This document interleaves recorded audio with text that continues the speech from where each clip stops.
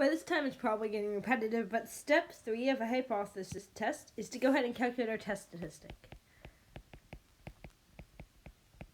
When we go to calculate our test statistic, we need to go ahead and calculate SC first. And with a hypothesis test of two means, our formula is the square root, S1 squared over N1, plus S2 squared over N2.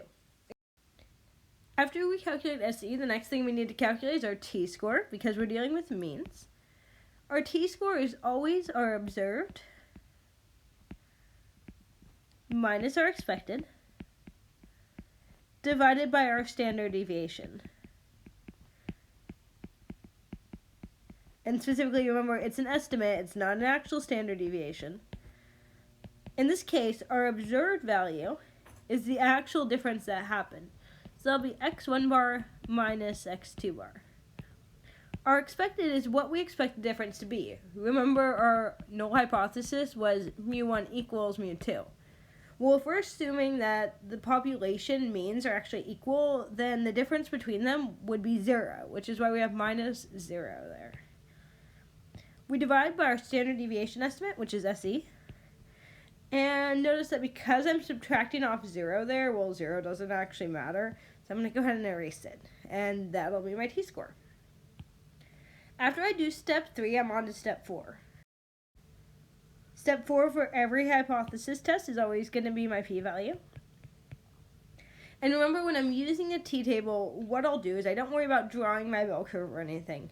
I go ahead and I find my degrees of freedom row on my make-believe t-table here. I trace that across. In my make-believe row here, I'd go ahead and find the two t-scores that are closest to mine. So let's say there's one here and one here. Once I find those, I trace it up to the top. And whatever this value here is and whatever that value there is, I say my p-value is in between that one and that one. Now the only difference for this, the only time this would be weird, is once again if I have a not equal to. And if I have a not equal to, I go ahead and we just double those two end tails. Our final step for our hypothesis test is step 5. And as always, step 5 is going to be my conclusion step. So moving all of this up here, when I go to try and reach my conclusion, I always compare my p-value to my significance level, which is 0.05 for us. If my p-value is greater than 0.05, I will fail to reject.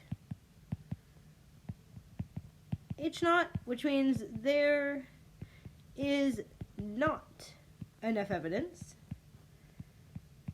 to suggest whatever I'm trying to prove.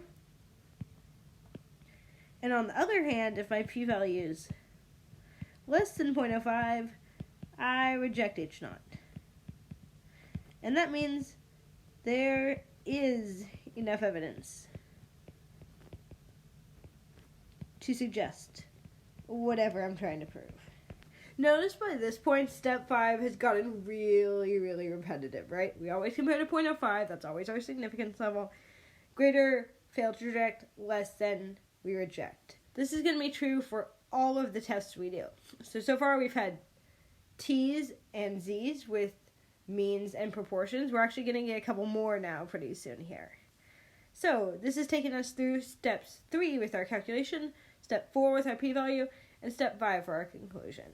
Once again, with two means.